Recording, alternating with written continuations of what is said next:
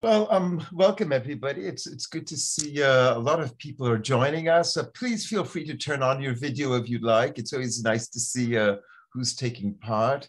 My name is Professor Heinze. I'm here at the Department of Law at Queen Mary. I'm also director of the Center for Law, Democracy and Society, joined by my two associates at the center this year, Penny Oderberg, who has organized this year's events, Mo Sashar as well, who is taking a lovely bus journey. You can follow him over the next hour. As I say, it's lovely to have you all here. Please, again, don't be bashful about turning on video. It's always nice to see a few faces. It's our absolute pleasure today to welcome, there we go, that's lovely. Yeah, it's our absolute pleasure today to welcome Dr. Andreas Marcou, who is a recent LLB and PhD graduate of Queen Mary, one of our former STAR students, who most recently has been studying questions of dissent, of popular movements, populism. Today, Andreas will be talking about those problems, particularly in the context of Europe. You might have seen his summary. He's going to be looking at typical cases at the moment, such as Poland, Hungary, and elsewhere, and the problems that this poses for democratic societies, the questions that it raises about democracies. We can jump right in just to let you know how we're going to run the session. Andreas's lecture will be brief. We're going to try to keep it to about 20 minutes in order to allow lots of questions, lots of discussion, because surely a few of you will also be familiar with these problems. Perhaps some of you are also researching them. So we will be recording Andreas's brief presentation, but then when it's time for our questions and discussion, we will stop the recording. So please feel free to just to jump in. You don't have to worry about any of your comments being recorded for posterity. All right, then. Well, in that case, without any further ado, it's my absolute pleasure to welcome, or I should say welcome back, Dr. Marcou. Go ahead, Andreas. Good evening, everyone. Thanks for showing up. Thanks to Eric for the presentation. It's lovely to be back, albeit virtually. And many thanks to Penny for organizing this chat. It's an honor to speak here for this series. I'm going to share a presentation with you.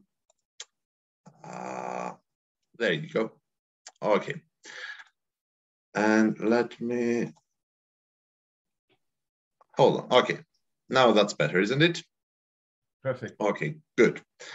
All right. So what I will be discussing today is I'll be talking about democracy, the rule of law, and the rise of populism within the European Union.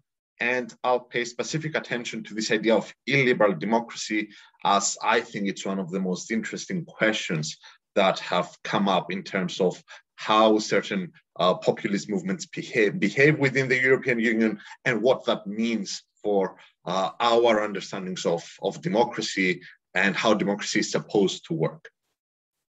So my presentation is divided in three parts. First, I'll take a few minutes to introduce the topic. I know that some might be familiar with ideas of populism, others may not so much. So I'm going to spend a few minutes to introduce some of these ideas. And then I'm going to move to the substantive part of this presentation. It will be divided into two parts. In the first part, I'm going to talk a little bit about the causes for the rise of populism. And then I'm going to turn to this idea of illiberal democracy. I'm going to deal with some specific examples coming from primarily Hungary, but also Poland. These two countries are typically the main characters in all discussions about populism within the European Union, and for good reason, as we're going to see. So what is populism? it's by no means an easy question to answer.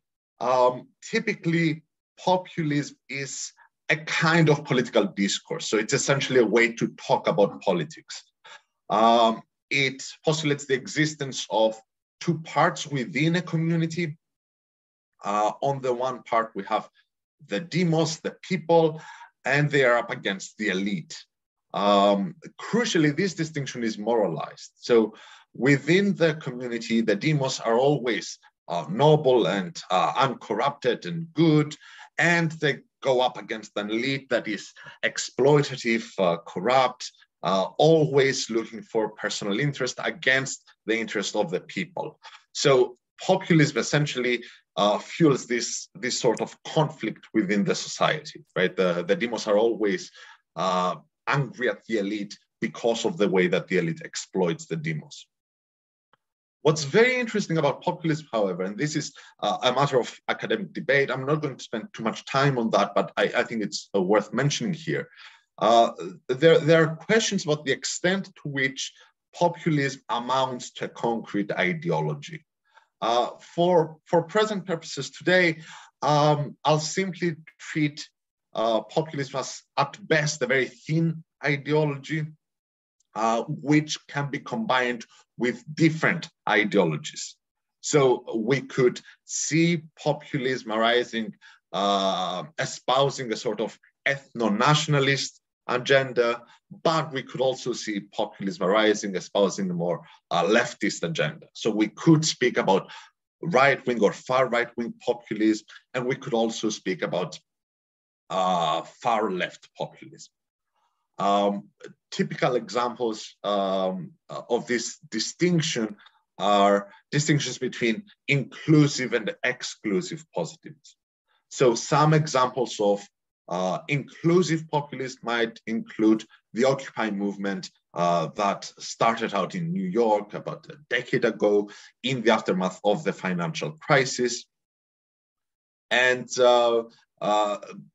that movement did express a deep populist discourse, right? If you remember, the slogan of the movement was the 99% going up against the 1% of the wealthy, right? So a clear populist discourse, which nevertheless gave rise to a sort of an agenda of inclusion, right? The idea behind the Occupy movement was to get people more involved in the political processes of the US and of the world as the movement spread around the world. On the other hand, we could talk about exclusive populism. Typically, this is the kind of populism that imagines a homogeneous demos, right? Kind of with a concrete identity that is under threat by an elite force, or essentially anyone who is foreign to that, right? So this type of populism is rather exclusive by excluding other people or other parts of the people from the proper understanding of the demos. Now, some causes for the rise of populism. I'm going to move a bit quicker here because I want to spend more time on the second question, mainly because I'm pretty sure that most of this will sound quite familiar to most of you, right? So typically when researchers talk about the causes of populism, they pay much attention to the socioeconomic causes of populism, right? So even though populism is not a recent phenomenon, it's not a modern phenomenon, the truth is that after the financial crisis, maybe 12, 13 years ago, what we are witnessing in the aftermath of that crisis is an environment that has led to the rise of populism, right? So what we've seen after the financial crisis is a response in the form of austerity measures. Those austerity measures are typically quite unpopular because, as we've seen in cases, in the cases of Greece, Italy, and Spain within the European Union, those measures burdened the people in disproportionate ways, right? So people felt frustrated and angry at the government for months who put them in that position, but also anger was directed at international organizations, the European Union, the IMF, essentially all those who were seen as a sort of a global elite who were looking to safeguard their own interests as opposed to the interests of the people, right? So this anger was essentially exploited by populist movement that took advantage of the situation. Linked to the financial crisis is, of course, economic uncertainty and unemployment, right? Those were the results of the financial crisis. When people feel frustrated at their own circumstances, when people feel that their lives are not taking the direction that they were expecting, they tend to become frustrated and angry, and in turn, they tend to turn to rather extremist actors who promise them change. The last factor that I want to at least touch upon here is immigration, right? And immigration is a fact, right? Especially within the European Union after wars in the Middle East and so forth. And immigration has been used by populist actors as a way to stir up discontent within the people, right? That there are immigrants coming in, they want to take your job, they want to, they increase competition, and therefore wages are stagnant and so forth. I have here on the slide a very telling picture for that, right? This is an ad run by Nigel Farage back during the Brexit campaign about there being a breaking point for the UK because of its difficulty in managing immigrant populations. Next, in terms of causes for the rise of populism, next is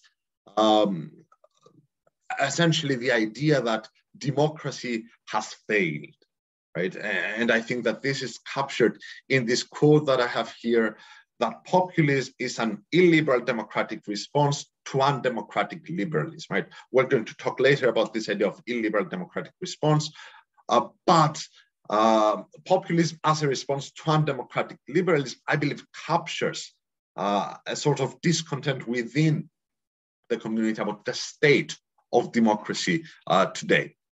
So what are some of those shortcomings of democracy?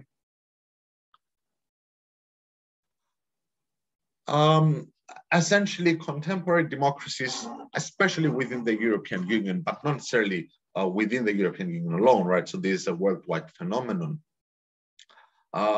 They have essentially tried to combine this idea of national popular sovereignty, but also limiting this threat of tyranny of the majority, right? So this is essentially how our democracies try to be structured.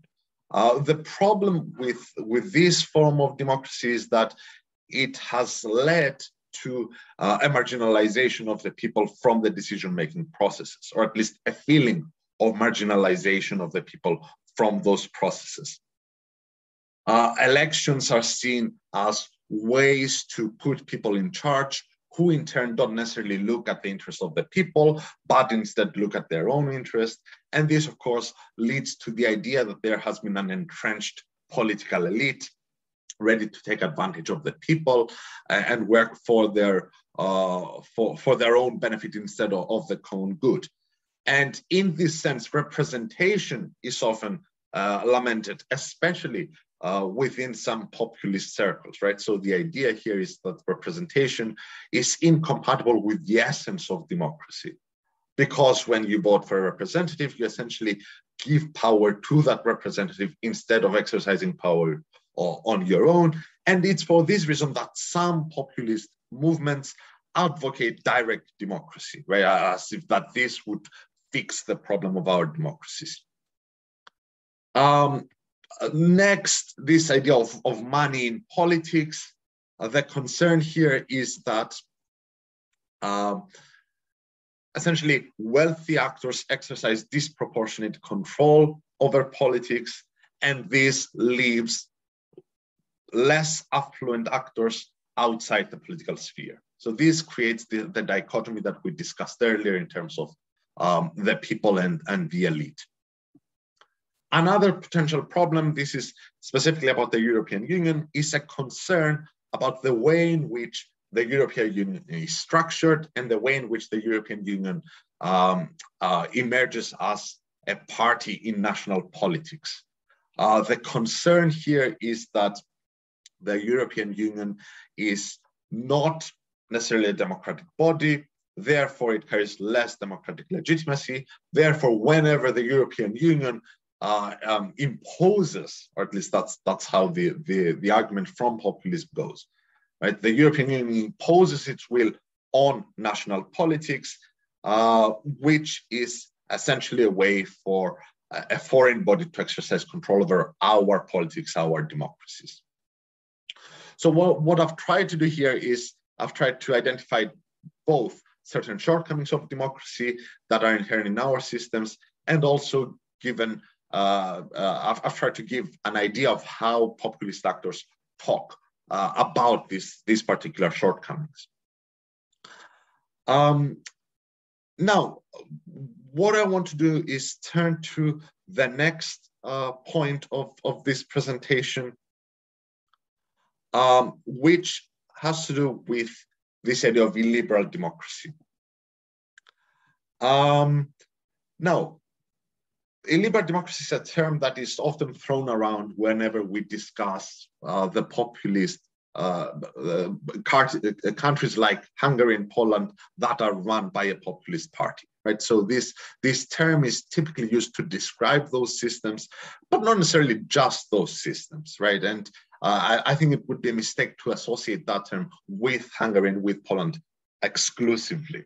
The term has been around for quite some time. Even from, as back as 1997, there was discussion of illiberal democracy.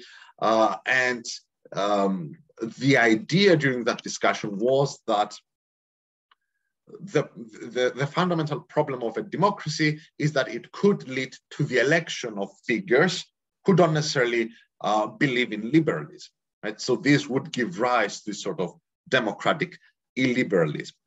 But what I want to do for this presentation is focus on how this idea of illiberal democracy has been formulated within the Hungarian context. And it's for this reason that in this slide here, I've included some references made by Viktor Orban. Viktor Orban, for those of you who don't know, is today the Prime Minister of Hungary. He is also the leader of Fidesz. Fidesz is the right-wing populist party that is essentially in charge of Hungary today.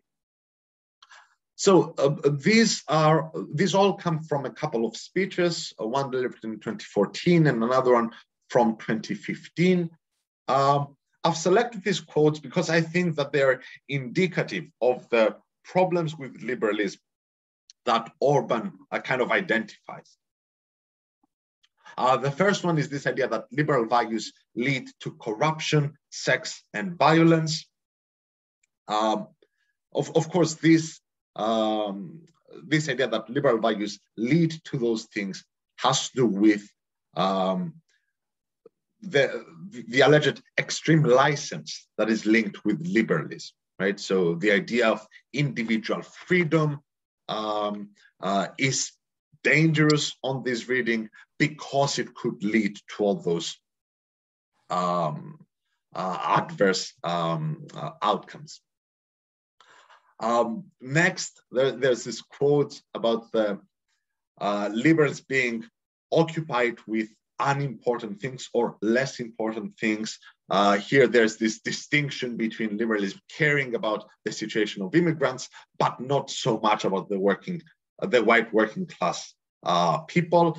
Again, going back to the first dichotomy between the people and the elite, the people are the working class people, the good people, and the elite are those who don't care about the people, right? Instead, they care about other things. Viktor Orban explicitly talks about this separation of liberalism from democracy, right? A democracy is not necessarily liberal. You could still have democracy without it being liberal, which in and of itself is a very interesting idea that perhaps we can explore further later during the discussion. So illiberal democracy essentially for Orban means that certain liberal values, freedom and equality are not compatible with the will of the people, as that is supposed to be represented within the sort of the democratic system of Hungary. I mean, for us, illiberal democracy might sound a bit strange because we tend to associate democracy with liberalism. Indeed, when we talk about democracy, we tend to talk about liberal democracy. But I think it's worth examining how or what kind of actions the populist system in Hungary has taken in this attempt to pursue this sort of liberal democracy. Obviously, there are a lot of different examples that we could use. Due to time constraints, I've tried to focus on only a few. So I've selected only 3 examples because they are going to be relevant to what I will try to argue towards the end of this lecture. So the first example is this idea of judicial independence. The populist party in Hungary has engaged in a sustained effort to reform the judiciary from 2010 when they got to power. They took several actions. One of them had to do with reducing the retirement age of judges. These led to many vacancies that could later be filled by candidates who were favorable to the ruling party. Essentially, this would achieve executive control over the courts. Of course, this was subject to an infringement proceedings, even as back as 2012. I wouldn't say that that has been very successful, the infringement proceeding. But this, of course, is a different question about the European Union, what it can do, and the limitations to what the European Union has done. The second example that I want to discuss are various actions against minorities. The examples that I have here on the slide are LGBTQ minorities. The examples are unfortunately numerous. The populist party in Hungary has refused recognition for transgender people. They have made it extremely difficult and I think now impossible to adopt a child if you are a non-heterosexual couple. And you can see some of the justifications here on the slides, right? Children's upbringings should be in accordance with the values based on our homeland's constitutional identity and Christian culture. Gender studies have also been prohibited because they are essentially foreign ideology. And we're going to talk more later about how this is a clear attack on core liberal values. The next example that I want to raise is actions that threaten and violate free speech and dissent. I have here a picture from the Central European University, which was essentially kicked out of Budapest a few years back because new laws targeted the university itself. Right? The government thought that the university was a threat. And therefore, it was essentially targeted for that. Other examples include increased control over the media, right? TV channels, that's an example that I have here up on the slide. The last rule of law report from the European Commission affirms that media pluralism is at risk today in Hungary. So these various actions are carried out under the banner of democracy, right? It's supposed to be that the will of the people wishes these things to take place. At this stage, however, I think it's important to draw a distinction, at least an initial distinction, between the kind of majoritarianism that is often mistaken for democracy, right? This idea that whatever most people want will happen. Right? This is a simple majoritarian exercise. And on the other hand, a kind of constitutional democracy that comes with inherent limits against this sort of majoritarianism. Of course, this distinction is not modern, right? So Aristotle writes about this distinction quite a bit. And what I'm going to suggest is that when Fidesz talks about democracy, it's not really talking about democracy. It's essentially talking in majoritarian terms, ignoring certain elements that we associate with democracy today, but come with limits to majoritarian decision-making.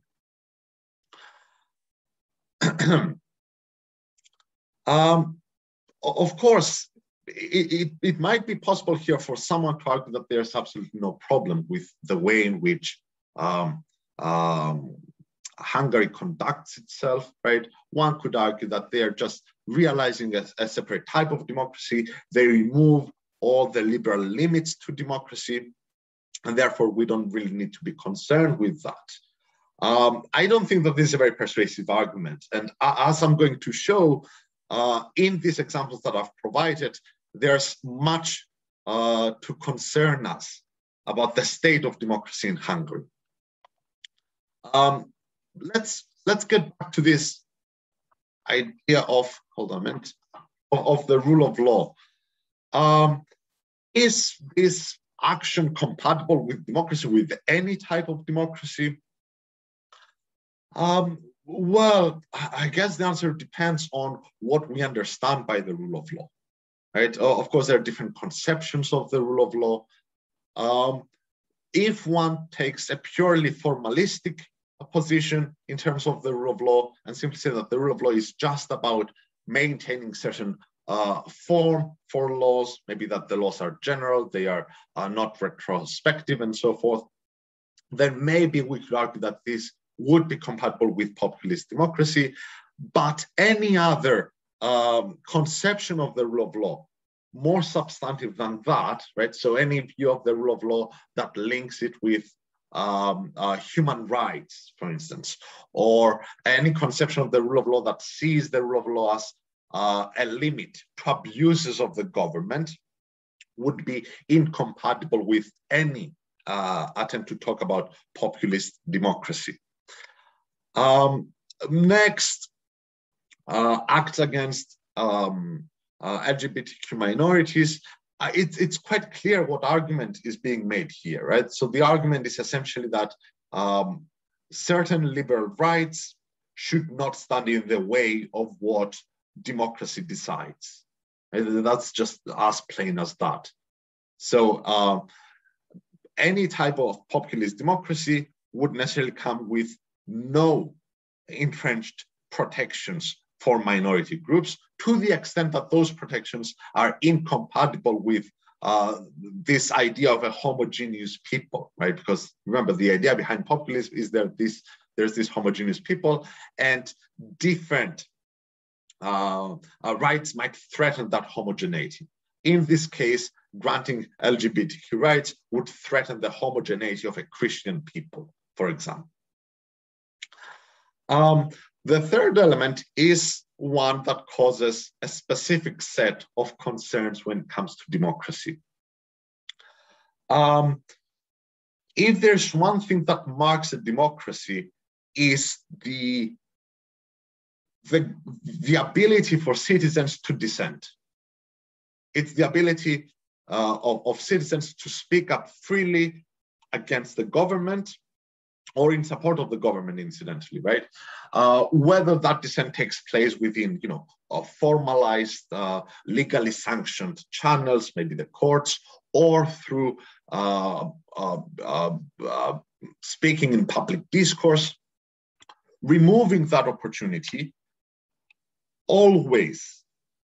is always incompatible with democracy. So I don't think that we can talk about democracy, any meaningful way of talking about democracy, if there's any threat to dissent. And unfortunately, this is exactly what happens in Hungary, right? Dissent is portrayed as going up against the will of the people. And this is the fundamental clash within populism and democracy. If populism is supposed to express the will of the people, then it will admit no limits, right? As Orban put it, the nation cannot be in opposition. So if you go up against the government or the populist government that essentially represents the people, you're essentially going up against the people. So every time one seeks to speak against a populist party, right, they are branded as an enemy of the people, they're branded as traitors, they're branded as part of the elite, right? Because remember that core distinction between the elite and the people. Every time one speaks against the government, they essentially become an enemy of the people, and they are seen as representing foreign interests. And this, I think, is the fundamental problem when we try to talk about populism and democracy. The problem is that you can never have a democracy without dissent, and populism fits uneasily with dissent, precisely because of that idea of the will of the people. Now, what can we conclude from these observations? And I'm going to wrap it up now because I'd really rather have a discussion here. What observations can we draw? What conclusions can we draw from this?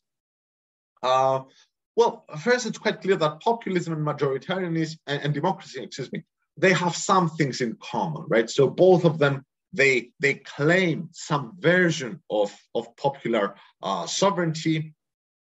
Both of them seem to rely on this idea that political power must derive from the people. But as I've tried to suggest here, there are fundamental problems when we try to talk about democracy or populism and democracy, especially because of this idea of dissent, and because of this idea that, if populism talks of the will of the people, then it will necessarily admit no limits to that will of the people. So no limits in terms of the rule of law, no limits in terms of minority rights, no limits in terms of dissent. And of course, this leads to certain interesting conclusions about the possibility of talking of constitutionalism or entrenching certain rule of law protections within a populist system. I think by its nature, constitutionalism is incompatible with populism, because constitutionalism, or the idea behind constitutionalism, is that certain political powers, or better yet, political power will be exercised in certain ways. There will be certain limits to that power. It will be exercised under certain context for certain reasons. And this, it seems to me, is inevitably going at one point to clash with the will of the people. So the fundamental question then would be, which of these would give way, right? Will we say that the will of the people as expressed from these populist actors should prevail and cut through these sort of constitutional constraints, whatever that might be, right? Or would we say that constitutionalism would prevail? Because if we say that constitutionalism would prevail, it means that we can no longer meaningfully talk about this sort of populist wave that represents the popular will.